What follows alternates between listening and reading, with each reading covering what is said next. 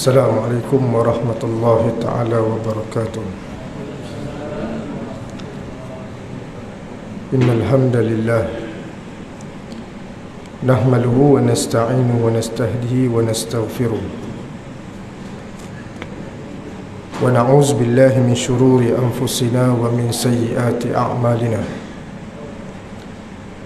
Man yahdihillahu fala mudilla lahu wa man yudlil fala hadiya lahu.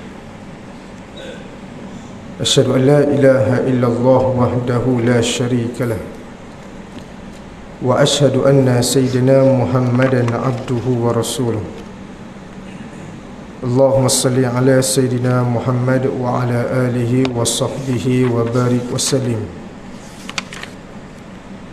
Subhanaka la ilma lana illa ma 'allamtana innaka antal alimul hakim.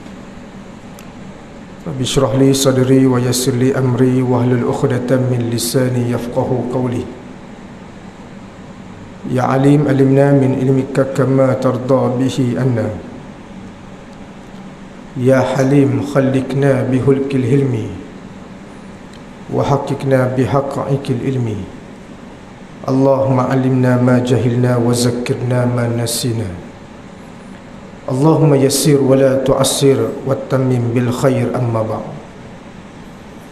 Alhamdulillah, bersyukur kita kehadrat Allah Subhanahu wa ta'ala kerana dengan limpah dan kurnia daripada Allah Subhanahu wa ta'ala sehingga pada saat ini Allah Subhanahu wa ta'ala masih mengizinkan kita untuk sama-sama kita hadir ke rumahnya, dapat sama-sama kita menunaikan solat fardu subuh secara berjemaah. Seterusnya Allah Subhanahu wa ta'ala masih mengizinkan kita untuk sama-sama kita mengecap nikmat yang terbesar dalam kehidupan kita, iaitu nikmat Islam dan juga nikmat iman. Seterusnya Allah Subhanahu wa ta'ala masih mengizinkan kita untuk sama-sama kita mengecap nikmat kesihatan yang baik serta kelapangan masa kita untuk sama-sama kita hadir ke dalam majlis ilmu ini. Mudah-mudahan Allah Subhanahu wa ta'ala mengurniakan kepada kita ilmu-ilmu yang bermanfaat, insya-Allah.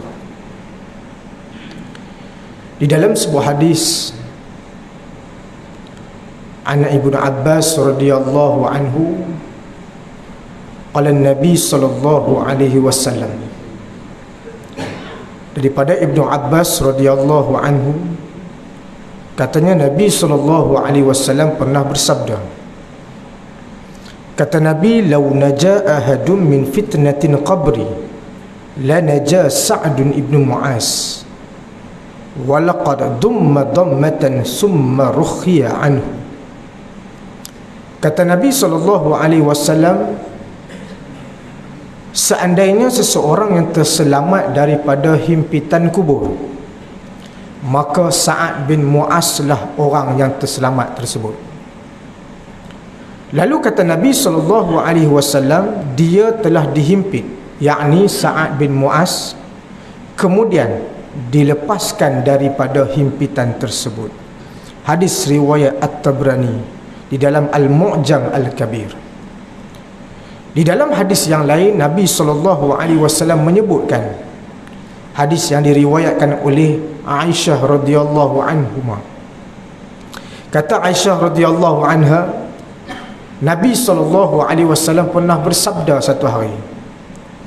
Kata Nabi SAW, "Inna lil qabri da'tatan law kana ahadun najian minha naja Sa'd ibn Mu'az." Kata Nabi SAW, sesungguhnya kubur itu memiliki himpitan.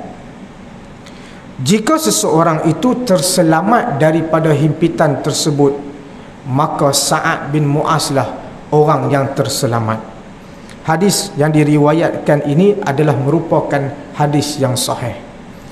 Tuan-tuan dan puan-puan yang dirahmati oleh Allah Subhanahu wa ta'ala, dalam hadis yang kita bacakan sebentar tadi, dapatlah kita ambil satu pengiktibaran daripada hadis Nabi SAW yang menceritakan tentang suatu perkara yang bakal dihadapi oleh setiap daripada manusia, iaitu himpitan kubur. InsyaAllah pada pagi ni kita akan membicarakan tentang satu tajuk yang dinamakan tentang himpitan kubur. Bagaimanakah yang dimaksudkan oleh Nabi SAW tentang himpitan kubur ini, yang terkandung di dalam hadis yang kita bacakan sebentar tadi.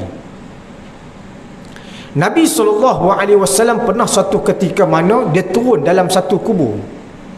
Ketika mana satu hari sahabat memanggil Nabi SAW untuk sama-sama menguruskan seorang jenazah daripada sahabat Nabi SAW, iaitu Sa'ad bin Mu'az. Ketika mana Nabi SAW bersama dengan para sahabat yang lain berada di kuburan, Nabi turun masuk ke dalam liang pada ketika itu.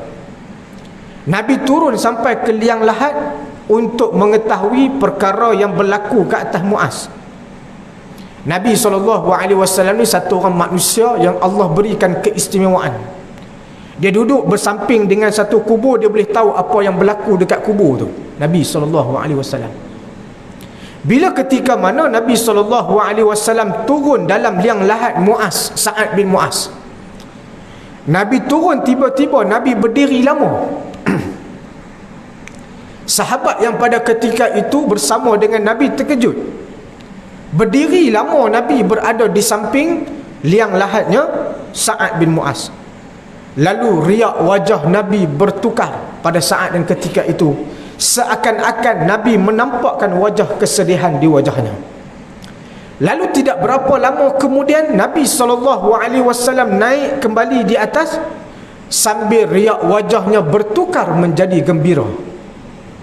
Pada saat dan ketika itu, para sahabat ni merasa hairan. Lalu ditanya oleh sahabat kepada Nabi SAW, "Ya Rasulullah, sebentar tadi kami melihat kamu berdiri lama di dalam kubur tadi, sambil riak wajah Tuan seakan-akan berubah menampakkan kesedihan di wajah Tuan. Kemudian apabila Tuan naik kembali dalam keadaan riak wajah Tuan yang amat gembira, apakah yang berlaku ya Rasulullah?" Kata Nabi SAW, "Sewaktu ketika mana aku turun tadi, aku telah merasai bagaimana Sa'ad bin Mu'az itu dihimpit oleh kubur." Kata Nabi SAW, setiap daripada manusia itu akan terkena himpitan kubur. Bermaksud, kata Nabi SAW, sama ada kita ni Islam ataupun kita ni bukan Islam, setiap daripada kita akan terkena himpitan kubur. Bahkan kata Nabi SAW, kemudian aku berdoa kepada Allah Subhanahu Wa Taala agar Sa'ad bin Mu'az diselamatkan daripadanya. Lalu berubah riak wajah Nabi ketika mana Nabi menaiki daripada kubur, sambil Nabi mengatakan kepada sahabat, "Sesungguhnya Allah Subhanahu Wa Taala telah memakbulkan doaku." Nabi SAW minta doa kepada Allah supaya Sa'ad bin Mu'az ni dia terselamat daripada himpitan kubur. Ulama-ulama ketika mana membicarakan tentang keadaan himpitan kubur yang disebutkan oleh Nabi SAW, Nabi SAW ketika mana membahaskan tentang peristiwa ini, Nabi cerita tentang Sa'ad bin Mu'az. Bahkan dalam hadis yang lain sebentar lagi kita akan sebut, kita akan bacakan apakah yang menyebabkan Sa'ad bin Mu'az terkena himpitan kubur. Bila sebut saja tentang himpitan kubur, tuan-tuan dan puan-puan, kita semua takkan boleh lari daripadanya. Bahkan dalam satu hadis meriwayatkan ketika mana himpitan kubur itu bahkan dirasai juga terhadap orang-orang yang soleh. Orang soleh pun kena himpitan kubur. Cuma apakah yang dimaksudkan dengan himpitan kubur ni? Kalau kita dengar himpitan kubur, habislah aku kena himpit, tulang temulang aku ni akan mula bertemu.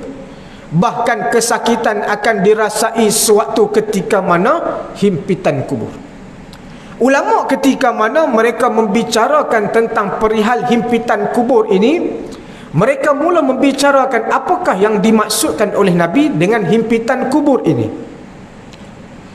Seorang ulama bernama Al-Munawi menukilkan Dari riwayat Al-Hakim kata beliau, tanah ini menjadi rindu.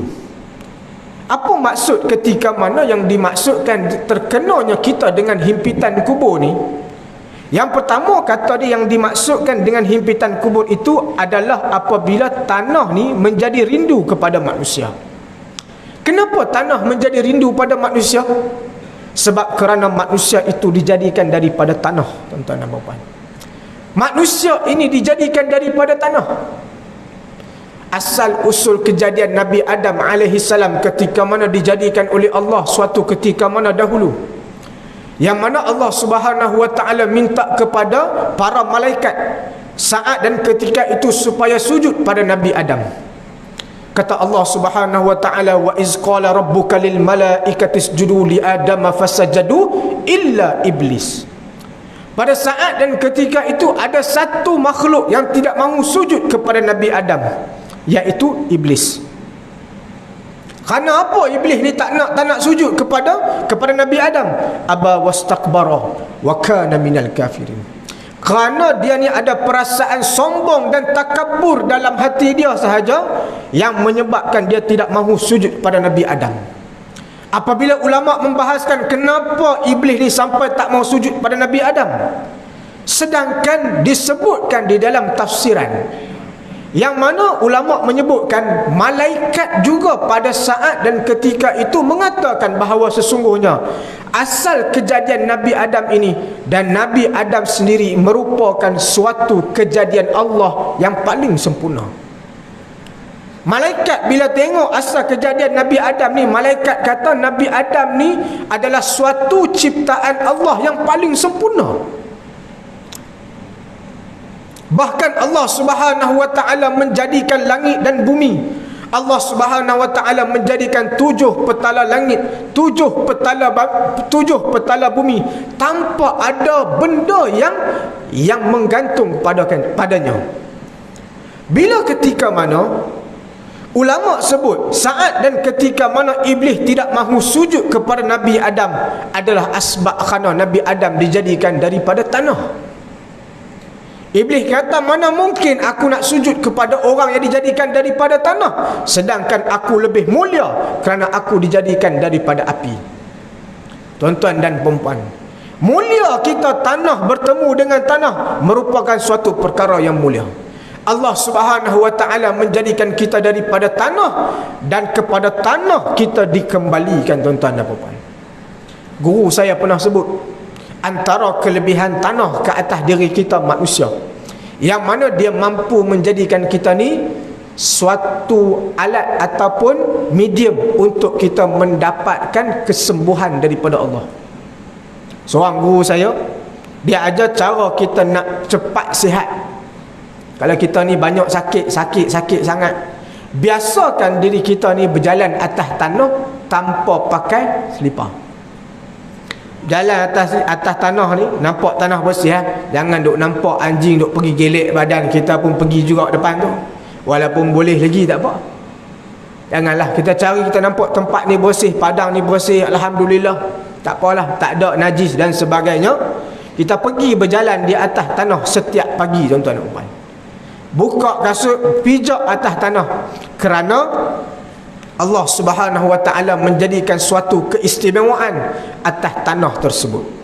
Allah Subhanahu wa taala tidak menjadikan suatu perkara itu sia-sia, tidak. Bahkan Allah Subhanahu wa taala menjadikan Nabi Adam alaihi salam daripada tanah apabila dikumpulkan tanah-tanah yang lain yang berada di atas dunia, lalu dicantumkan untuk menjadikan Nabi Adam alaihi salam.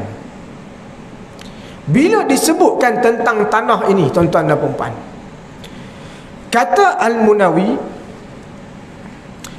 Al-Munawi apabila yang diriwayatkan daripada Al-Hakim, kata Al-Munawi ini, iaitu tanah menjadi rindu pada manusia apabila ia mendapati ada orang mukmin di dalamnya. Ia akan menghimpitnya dengan himpitan rahmat sesuai dengan keadaan ketika orang itu datang. Jika yang datang itu adalah orang yang baik, ia akan dilepaskan dengan kadar segera. Okey, boleh rujuk dalam kitab Al-Faid Al-Qadir. Dalam satu riwayat yang lain yang disebutkan oleh As-Sindi, As-Sindi dia menukilkan pandangan daripada An-Nasafi. Kata beliau, himpitan kubur ini adalah seperti asal mereka. Bermaksud kita daripada tanah, bila kita duduk dengan tanah, kita sama dengan tanah, tuan-tuan. Waktu tu walaupun diri kita manusia, tapi saat dan ketika itu kita sama seperti mana tanah. Sebab asal kejadian kita tanah, bertemu dengan kembali dengan tanah, bermaksud kita dan tanah tak ada beza. Lalu katanya, tanah itu dianggap seperti ibu. Daripada ia manusia dicipta, yang kemudiannya hilang dalam jangka masa yang panjang. Apabila mereka dikembalikan, tanah menghimpit mereka seperti mana pelukan ibu terhadap anak yang sudah lama hilang, yang kemudian pulang semula kepadanya. As-Sindi disebut perumpamaan, iaitu yang disebut dengan himpitan kubur itu adalah apabila saat dan ketika mana satu orang anak pulang ke pangkuan ibu dia. Tanah ni adalah ibu kita, kita ni adalah anak. Kita dijadikan daripada tanah, iaitu ibu kita. Apabila kita pulang kembali ke tanah dengan kita masuk ke dalam kubur, pada saat dan ketika itu ibu kita yakni tanah akan menghimpit kita seakan-akan dia sedang memeluk anak yang sudah lama berjauhan daripadanya. Kita ni berjauhan daripada kubur.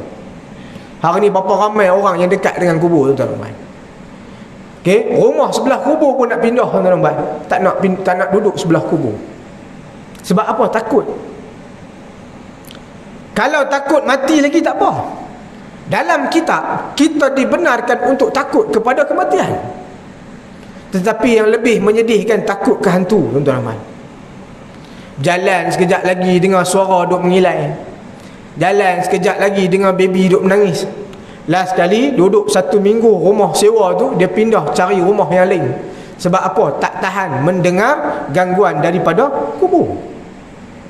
Sedangkan makin dekat kita dengan kubur, tuan-tuan dan puan-puan, semakin kuat ingatan kita kepada kematian. Kalau tak percaya, tuan-tuan dan puan-puan, kalaulah ada kubur dekat ni. Sini ada sebelah kubur, tak ada? Tak ada. Kubur kita dekat section 21. Tuan-tuan dan puan-puan, kalaulah tuan-tuan dan puan-puan boleh jumpa satu kawasan masjid atau surau yang sebelah dia adalah kubur, sebelah dia kubur. Tiap-tiap hari kita duk berjalan nak datang ke masjid, lalu kubur. Tiap kali kita nak datang ke surau, lalu kubur. Duk nampak kubur tiap-tiap hari. Apa yang kita fikir? Mati. Mati. Kita akan berjalan setiap hari dalam keadaan kita memikirkan tentang kematian. Bahkan sebaliknya, kita akan mempersiapkan diri kita untuk menghadapi kematian, yang mana tempat itu merupakan tempat yang kekal abadi bagi kita, tuan-tuan. Dunia ni sementara. Hidup kita berapa lama hari ni? Ketika mana kita ditimpa sakit, Allah Subhanahu wa taala datangkan penyakit kepada kita, lalu kita meninggal dunia, kita akan ditempatkan di dalam kuburan. Ada orang yang meninggal ketika mana tak sakit, tiba-tiba kemalangan jalan raya, meninggal dunia, dimasukkan ke dalam kubur. Ada yang ketika mana bayi baru lahir, tak sempat hidup yang lama, kemudian Allah ambil nyawa dia, masuk dalam kubur, tuan-tuan dan puan-puan. Sehinggalah disebutkan oleh Nabi SAW tentang himpitan kubur ini, yang mana himpitan kubur ini dimaksudkan oleh Nabi yang mana takkan terlepas oleh sesiapa. Bahkan di dalam riwayat-riwayat yang lain ada menyebutkan tentang bagaimana orang yang terdekat dengan Nabi SAW juga mengalami peristiwa yang sama, iaitu himpitan kubur. Dalam satu hadis yang diriwayatkan oleh Anas bin Malik, Anas bin Malik pernah bercerita, Zainab binti Rasulullah SAW meninggal dunia. Satu hari anak Nabi bernama Zainab meninggal dunia. Ketika mana Zainab meninggal dunia, kami bersama beliau menghantarkannya, yakni bersama Nabi menghantarkan jenazah Zainab di kuburan. Kemudian kata Anas bin Malik, kami melihat baginda sangat berduka cita, sedih. Baginda lalu duduk di kubur sejenak dengan mengarahkan pandangannya ke langit. Ketika mana Nabi mengebumikan, menguruskan jenazah Zainab. Lalu Nabi duduk sejenak dekat dengan kubur Zainab sambil Nabi memandang wajahnya ke langit. Setelah itu baginda turun ke lubang kubur. Nabi turun pula ke dalam liang. Aku melihat kesedihan baginda semakin bertambah, kata Anas. Kata Anas, aku boleh tengok riak wajah Nabi kian lama makin sedih, makin sedih. Lalu beberapa waktu kemudian baginda keluar dan kulihat kesedihannya sudah berkurang. Bila Nabi SAW naik kembali, naik, riak wajah Nabi sudah bertukar, semakin berkurang kesedihan di wajahnya. Bahkan Nabi tersenyum, kata Anas. Kami pun menanyakan hal itu. Baginda menjawab, aku tadi ingat akan kesempitan kubur, himpitannya dan kelemahan diri Zainab. Hal itu sungguh membuatku sangat terbeban. Kemudian aku berdoa kepada Allah agar Dia meringankannya. Dia mengabulkannya. Dia tetap menghimpitkan satu himpitan yang didengar oleh semua yang ada di langit dan di bumi, kecuali manusia dan juga jin. Hadis riwayat At-Tabrani. Dalam hadis ni tuan-tuan dan puan-puan, Nabi SAW sendiri menceritakan keadaan anak dia Zainab terkena himpitan kubur. Bahkan ketika mana Nabi turun duduk dekat dalam liang, Nabi SAW duduk sejenak mengenangkan keadaan Zainab yang terkena himpitan kubur tadi. Lalu Nabi menadah wajahnya ke langit sambil berdoa kepada Allah Subhanahu Wa Taala agar Zainab diselamatkan daripada himpitan tadi. Lalu kata Nabi SAW, Nabi naik daripada liang tadi dalam keadaan wajah tersenyum kerana Allah sudah memakbulkan doanya. Tetapi kata Nabi SAW, tetapi Zainab tetap terkena himpitan kubur walau dengan satu himpitan. Yang mana kata Nabi SAW, himpitan tersebut didengari oleh siapa yang berada di langit dan di bumi, kecuali manusia dan juga jin.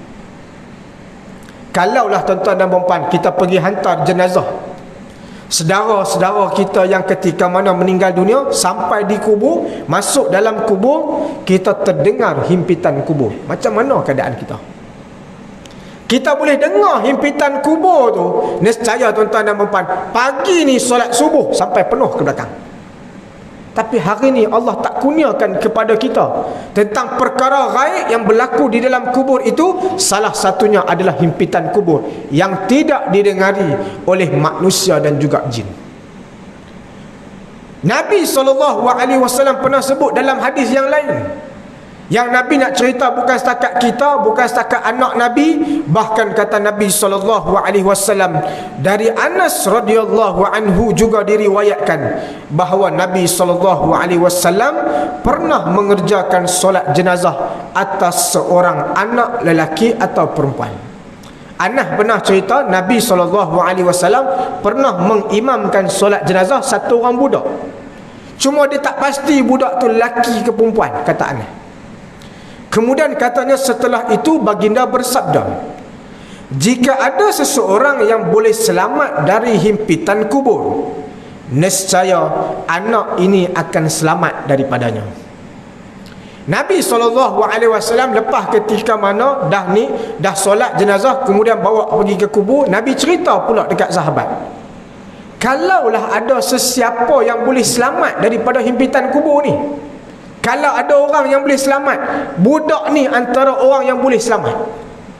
Sebab apa budak ni boleh selamat? Sebab budak ni meninggal dalam keadaan dia tak ada dosa.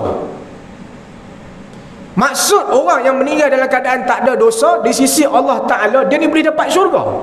Di sisi Allah Subhanahu wa taala, dia ni orang yang soleh apabila diri dia sudah dibersihkan oleh Allah Subhanahu wa taala daripada segala dosa. Tapi tuan-tuan dan puan-puan, orang yang bersih daripada dosa pun terkena himpitan kubur. Kena. Maksudnya tuan-tuan dan puan-puan, kita semua ni takkan terlepas daripada terkena himpitan kubur.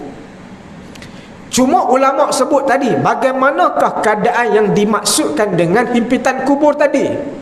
Seorang ulama sebut yang dimaksudkan dengan himpitan kubur itu adalah, yang pertama adalah himpitan rahmat, yang mana kubur menghimpit seseorang itu dalam keadaan rahmat, yang mana dia tidak merasai kesakitan. Bahkan disebutkan himpitan itu hanya sebentar sahaja, lalu dilepaskan himpitan tadi. Manakala yang kedua disebutkan oleh seorang ulama lagi, yang mana yang dimaksudkan dengan himpitan kubur itu seumpama seorang ibu yang sedang memeluk anaknya yang sudah lama tertinggal asbab kerana terputus hubungan. Tuan-tuan dan puan-puan yang dirahmati oleh Allah Subhanahu wa taala, mari kita tengok apakah yang menyebabkan terkenanya himpitan kubur. Dalam satu hadis dari Al-Hasan dituturkan bahawa ketika menguburkan Sa'ad bin Mu'az, tuan-tuan dan puan-puan, Sa'ad bin Mu'az ni siapa? Nabi sebut secara khusus nama Sa'ad bin Mu'az dalam hadis. Hadis tentang himpitan kubur ni, tuan-tuan dan puan-puan boleh balik cari. Nama Sa'ad bin Mu'az ni diulang dalam banyak riwayat. Siapa Sa'ad bin Mu'az? Sa'ad bin Mu'az ni adalah ketua kepada suku kaum Aus yang menetap di Madinah. Sudah diketahui oleh kita, apabila Nabi SAW melakukan penghijrahan ke kota Madinah, golongan yang berhijrah bersama Nabi dikenali dengan golongan Muhajirin. Manakala golongan yang menetap di Madinah dikenali sebagai golongan Ansar. Ada dua suku terbesar di kota Madinah yang memeluk agama Islam, yang mana mereka tergolong dalam golongan Ansar, iaitu suku Aus dan juga suku Khazraj. Sa'ad bin Mu'az ni adalah pemimpin kepada suku kaum Aus. Hebat tak hebat Sa'ad bin Mu'az ni? Dia telah memeluk agama Islam sebelum kedatangan Nabi ke kota Madinah. Sebelum Nabi SAW berhijrah, Nabi menghantar beberapa orang sahabat untuk melakukan, orang kata apa, persiapan sebelum kedatangan Nabi. Antara yang dihantar pada ketika itu adalah Mus'ab bin Umair. Sa'ad bin Mu'az ini berjaya diislamkan oleh Mus'ab bin Umair sewaktu sebelum kedatangan Nabi SAW. Bayangkan tuan-tuan dan puan-puan, hebat tak hebat Sa'ad bin Mu'az ni, sehinggalah Nabi SAW sebut, kalaulah ada orang yang boleh selamat daripada himpitan kubur, orang tersebut adalah Sa'ad bin Mu'az. Bila ketika mana Nabi SAW sebut nama Sa'ad bin Mu'az, orang tercari-cari kenapa Sa'ad bin Mu'az ni hebat sangat sehingga Nabi sebut dia boleh terselamat daripada himpitan kubur. Ulama ketika mana membicarakan tentang Sa'ad bin Mu'az, antara salah satu daripada pengorbanan yang dilakukan oleh Sa'ad bin Mu'az adalah sewaktu ketika mana dalam satu peperangan Nabi SAW mendapatkan pandangan daripada sahabat. Nabi ni terima arahan daripada Allah supaya perang, Nabi akan perang. Tapi satu hari ketika mana dalam satu peperangan, Nabi ni dia terasa nak minta pandangan daripada sahabat. Waktu ketika mana dia tanya kepada sahabat, bangun satu orang daripada sahabat Sa'ad, dan ketika itu bernama Sa'ad bin Mu'az. Sa'ad bin Mu'az ni dia bangun sambil dia mengatakan kepada Nabi SAW, dia kata, ya Rasulullah, Sesungguhnya kami beriman kepada Allah dan kepada Tuhan. Dan sekiranya kalaulah perkara ini baik bagi Tuhan, kami berada di belakang Tuhan, walaupun di hadapan Tuhan itu adalah lautan. Sa'ad bin Mu'adh kata, kalaulah Nabi rasa perang ni adalah benda yang betul kita nak buat, teruskan, kami akan bersamamu ya Rasulullah. Bahkan kami akan berada di belakangmu, walaupun di hadapanmu itu adalah lautan ya Rasulullah. Ni sahabat, depan laut pun kalau nak kena redah. Sebab apa? Mereka berada bersama dengan Nabi SAW. Begitu kuat keimanan mereka kepada Nabi SAW, kepercayaan yang diletakkan di bahu Nabi, keutuhan dan keakraban sahabat yang diletakkan di bahu Nabi, membuktikan kepercayaan itu menjadikan Sa'ad bin Mu'adh salah seorang daripada sahabat Nabi yang Allah Subhanahu wa ta'ala ni meletakkan darjatnya yang tinggi di sisi Allah Subhanahu wa ta'ala. Tetapi apa yang berlaku kepada Sa'ad, sehingga kata Nabi SAW, Sa'ad bin Mu'adh juga terkena himpitan kubur. Dalam hadis tersebut Nabi SAW mengatakan, dia akan dihimpit di dalam kubur dengan suatu himpitan hingga dia menjadi seperti bulu. Nabi kata ni, Sa'ad bin Mu'adh ni kena himpit kubur ni sampailah dia menjadi seakan-akan macam bulu. Tuan dan puan, kita pernah tengok kan satu benda yang ketika mana kita masukkan dalam satu mesin himpit tu, dia himpit sampai habis kemik. Kita letak logam, kita letak apa-apa pun, dia press tu sampai habis, kemudian lepeh. Nabi ni bagi umpamaan kepada kita ni, kita kena himpitan kubur tu, kena himpit tu seakan-akan nak jadi bulu. Kena tu tinggal bulu, cuma kita tak nampak. Nabi sebut tadi kita tak nampak, yang mana perkara himpitan kubur ni tak boleh didengari oleh manusia dan jin, tak didengar. Kalaulah manusia boleh nampak keadaan himpitan kubur, kalaulah manusia boleh dengar keadaan himpitan kubur, nescaya mereka antara orang yang paling kuat imannya mereka kepada Allah Ta'ala, asbab kerana takut dengan himpitan kubur. Lalu kata Nabi SAW, lalu aku berdoa kepada Allah agar membebaskan Sa'ad bin Mu'adh daripada himpitan tadi. Kerana kata Nabi SAW, Mu'adh terkena himpitan kubur asbab kerana daripada sisa-sisa air kencing. Ni apa sebab kita terkena himpitan kubur, tuan-tuan dan puan? Salah satu sebabnya kerana apa? Air kencing. Apa maksud sebab kerana air kencing? Tuan-tuan dan puan-puan, ramai daripada kalangan manusia hari ini yang mana mereka kencing dan dibersihkan air kencing tadi dalam keadaan tak bersih. Jangan cerita zaman Nabi, saya tak mau cerita zaman ni, saya tak ada zaman Nabi. Tapi saya nak cerita zaman sekarang. Zaman sekarang ni berapa ramai yang ketika mana orang tak bersih, ketika mana dia berhadas kecil, pergi kencing, masuk bilik air, kencing, kemudian keluar. Berapa ramai hari ni yang keluar daripada tandas dalam keadaan tak bersih ni, asbab kerana air kencing. Yalah, nak cerita macam mana? Senang mudah sebut. Ramai orang kencing berdiri. Dia masuk tandas awam, kencing berdiri. Dia masuk tandas stesen minyak, kencing berdiri. Allah, dia masuk tak lalu nak tengok ke tandas, tengok ke tandas tak lalu, dia kata aku nak duduk, kencing berdiri. Dia pun kencing berdiri. Kencing berdiri, dia tak perasan yang air kencing tadi terpancut kena ke pakaian dia. Tuan-tuan, orang masuk dalam tandas awam, buka seluruh habis ke nak kencing berdiri? Tak ada. Mereka duk tanya ustaz, cerita macam ustaz biasa buat.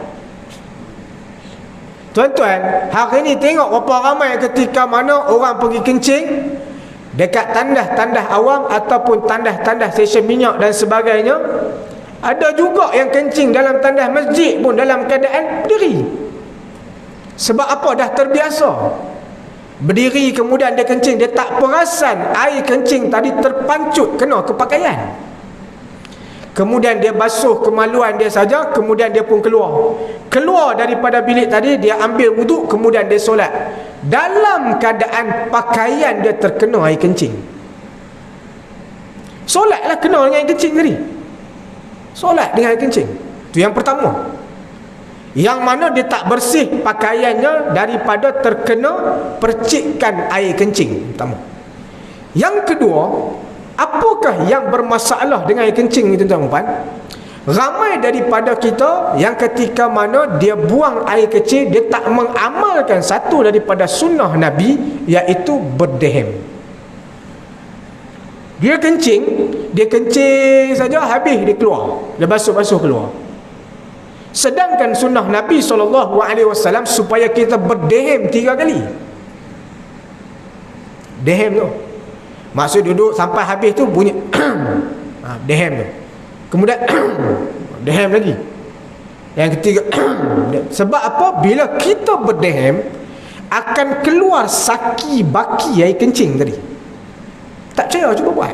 Siapa yang tak pernah berdehem, balik lepas pada try berdehem waktu ketika mana kencing, tuan-tuan akan boleh tengok ketika mana berdehem tadi terkeluar saki baki air kencing. Yang mana saki baki inilah yang boleh mengakibatkan terkeluarnya waktu ketika mana kita solat atau berjalan. Tak habis, jalan-jalan pula tiba terasa macam keluar. Ya ke tadi aku dah kencing dah? Tak kot. Memang yang keluar tu adalah air kencing.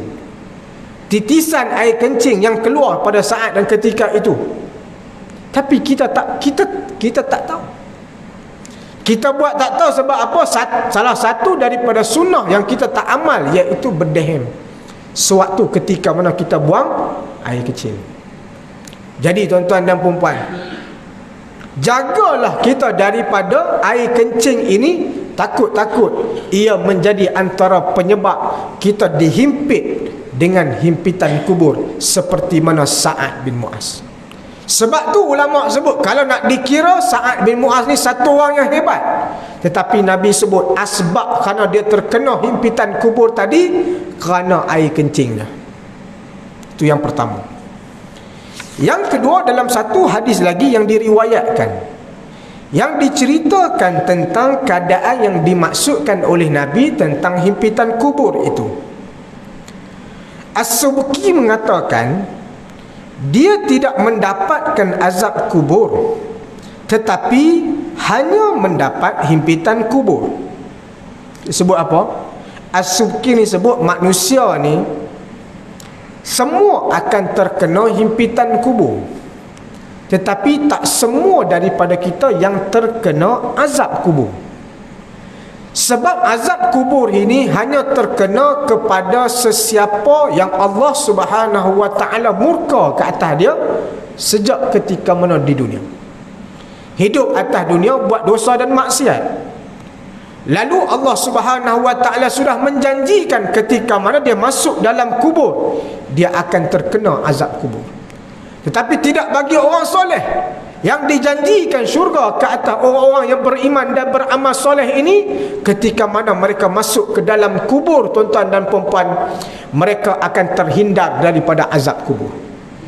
Disebutkan oleh ulama, salah satu daripada syafaat ataupun perkara yang boleh menyebabkan kita terhindar daripada azab kubur adalah bacaan surah Al-Mulk pada setiap malam.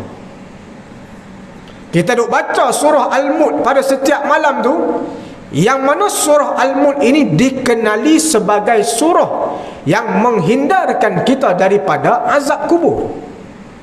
Bahkan dalam satu riwayat pernah menceritakan ketika mana satu orang yang telah meninggal dunia masuk dalam lubang kubur. Meninggal dunia, masuk dalam kubur, kemudian setelah mana orang balik, malaikat Munkar dan Nakir turun. turun malaikat Munkar dan Nakir untuk menanyakan soalan kepada si mati tadi. Lalu ketika mana malaikat turun masuk dalam kubur, kemudian tiba-tiba terpancul keluar satu cahaya. Keluar satu cahaya. Lalu bertanya malaikat kepada cahaya tadi, siapa kamu? Lalu berkata cahaya tadi, sesungguhnya aku adalah Al-Mulk. Disebut. Lalu malaikat tanya, hamai dekat dalam ni buat apa? Lalu kata cahaya tadi, aku datang hari ini untuk memberi syafaat kepada si pembaca aku dulu. Lalu kata malaikat, sebelum engkau nak bagi syafaat kepada si mati ni, bertemu dulu engkau bersama dengan Allah Subhanahu Wa Taala. Naik cahaya ke langit bertemu dengan Allah Subhanahu Wa Taala, minta izin turun balik, kata kepada malaikat, sesungguhnya Allah Subhanahu Wa Taala sudah mengizinkan aku untuk beri syafaat kepada dia. Lalu kata malaikat Munkar dan Nakir, maka telah selesailah tugasku ke atas si mati ini. Tak habis nak tanya soalan lagi. Nak tanya soalan ni tak sempat. Sebab apa? Sebab kerana sudah mendapat syafaat daripada salah satu syafaat yang berada di dalam kubur, iaitu bacaan surah Al-Mulk. Lalu setelah mana malaikat naik, cahaya tadi datang sampai di hadapan wajah si mati. Lalu berkata cahaya Al-Mulk tadi, sesungguhnya waktu ketika mana engkau hidup dahulu, engkau selalu membaca dan mengamalkan aku. Hari ini aku datang nak bagi syafaat kepada kamu. Tuan-tuan dan puan, bacaan surah Al-Mulk kita pada setiap malam tak habis 10 minit pun. Kalau kita nak habis 30 ayat yang kita baca, tuan-tuan dan puan, 10 minit 10 minit kita baca, berbanding daripada masa yang kita peruntukkan untuk baca WhatsApp selama 30 minit. 10 minit masa yang kita peruntukkan untuk kita membaca surah Al-Mulk, yang tiap-tiap malam kita duk pegang telefon sewaktu ketika mana kita tidur, duk baca WhatsApp, dan juga kita duk tengok TikTok. Masa 10 minit kita boleh ambil untuk dihabiskan membaca surah Al-Mulk. Tuan-tuan dan puan-puan, amalkanlah bacaan surah Al-Mulk, kerana ia akan menjadi syafaat kepada kita sewaktu ketika mana kita berada di dalam kubur, tuan-tuan dan puan. Kemudian yang kedua, Nabi SAW sebut tentang yang dimaksudkan dengan himpitan kubur itu asbab kerana apa. Dalam yang disebutkan oleh As-Subki ini, katanya hal itu dialaminya kerana dia telah mendapatkan nikmat dari Allah Subhanahu Wa Taala, tetapi dia tidak mahu mensyukurinya. Asbab kerana apa kita terkena himpitan kubur di dalam kubur tu? Asbab kerana atas dunia jadi manusia yang tak bersyukur pada Allah. Allah bagi nikmat tak bersyukur. Allah bagi nikmat kesihatan tak bersyukur. Allah bagi nikmat kesenangan tak bersyukur. Allah bagi nikmat kepandaian tak bersyukur. Allah bagi nikmat, segala-gala nikmat yang Allah bagi kita tak bersyukur. Antara tanda tak bersyukur kepada Allah Subhanahu Wa Taala apabila kita meninggalkan perintah Allah Subhanahu Wa Taala. Ni orang tak bersyukur langsung. Allah bagi mata boleh melihat, Allah bagi telinga boleh dengar, Allah bagi kaki boleh berjalan, Allah bagi tenaga boleh bekerja, tapi dia meninggalkan solat. Dia tidak mahu menurut perintah Allah Subhanahu Wa Taala. Masuk bulan Ramadan, dia ni 30 hari tak puasa. Apa aku nak puasa? Semayang apa aku tak semayang? Manusia ini adalah golongan orang yang kufur kepada nikmat Allah Subhanahu Wa Taala. Apabila mereka dimasukkan ke dalam kubur, mereka akan terkena himpitan kubur. Bahkan yang kita takuti, tuan-tuan dan puan, seperti mana kata ulama, ada daripada kalangan manusia yang terkena himpitan kubur sampai kepada kiamat. Dia kena himpit tu sampai kepada kiamat. Apabila ulama sebut yang terkena tersebut adalah orang bukan Islam, jangan sampai daripada kita orang Islam terkena azab yang sama seperti mana orang bukan Islam kena, yakni himpitan kubur sehingga kepada kiamat. Na'udzubillah. Kena himpit ni habis tulang tembulang, nak menapah tak boleh. duduk dalam kubur dalam keadaan sempit. Kita tengok kubur pun dah sempit dah, kena himpit lagi sempit. Jadi tuan-tuan dan puan-puan, ulama sebut beberapa perkara yang membolehkan kita dibebaskan daripada siksaan ini. Yang pertama, bertaubat kepada Allah Subhanahu wa taala. Taubat. Tuan-tuan dan puan-puan, kita masih ada kesempatan taubat. Taubatlah. Jangan pernah kita berhenti daripada taubat kepada Allah Subhanahu wa taala. Kemudian yang kedua, ujian daripada Allah menghapuskan dosa-dosa kita. Apabila kita diuji oleh Allah Subhanahu wa taala, jangan sesekali kita mengeluh. Sebaliknya, bersyukurlah atas ujian. Sahabat-sahabat Nabi, mereka berdoa kepada Allah supaya diuji. Kalau tak kena ujian tu rasa pelik, minta kepada Allah supaya diuji. Sebab apa? Sebab dengan ujian itu mendekatkan diri mereka kepada Allah. Yang ketiga, tuan-tuan dan puan-puan, antara yang boleh menyebabkan kita terlepas daripada siksaan kubur ini adalah syafaat Nabi SAW. Syarat nak mendapatkan syafaat Nabi adalah selawat. Perbanyakkanlah kita berselawat, insya-Allah kita akan mendapat syafaat Nabi di akhirat kelak. Dan yang terakhir, iaitu mendapat rahmat di sisi Allah Ta'ala. Kita mintalah kepada Allah Subhanahu wa taala rahmat. Dan salah satu daripada rahmat yang turun di bumi ini adalah sewaktu ketika mana kita menghadiri majlis ilmu. Kita duduk dalam majlis ilmu, turun rahmat Allah kepada kita. Dan dengan rahmat inilah boleh menyebabkan kita terlepas daripada azab dan siksaan kubur nanti. Mudah-mudahan apa yang saya kongsikan kepada tuan-tuan dan puan-puan pada pagi ini mendapat kerahmatan dan keberkatan di sisi Allah Ta'ala, dan dapat sama-sama kita amalkan. Jadi tuan-tuan dan puan-puan ingat, himpitan kubur semua kena. Tapi bagaimana kita nak mempersiapkan diri kita, yang mana kita nak menjadikan himpitan kubur tadi adalah himpitan yang disebut sebagai rahmat, dan bukannya himpitan yang menjadi azab. Okay? Yang kedua, tuan-tuan dan puan-puan, persiapkanlah diri kita bermula daripada sekarang untuk hari kematian kita. Apa saja amal ibadat yang boleh kita buat bermula daripada sekarang, buat, tuan-tuan. Sebab kita ni kita setiap daripada kita tidak tahu bila tarikh kematian kita, tak tahu. Jadi asbab kerana kita tak tahu, persiapkan daripada sekarang. Dan yang terakhir, tuan-tuan dan puan-puan, banyakkan kita berdoa kepada Allah Subhanahu wa taala atas apa yang telah kita lakukan, agar amal kita diterima dan Allah Subhanahu wa taala menjauhkan kita daripada azab kubur, insya-Allah. Mudah-mudahan apa yang saya kongsikan pada pagi ini memberi manfaat kepada kita semua, insya-Allah.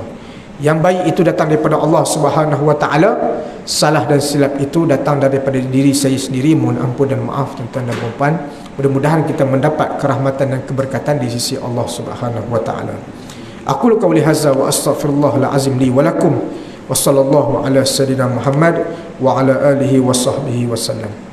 A'udzubillahi minasyaitonir rajim. Bismillahirrahmanirrahim.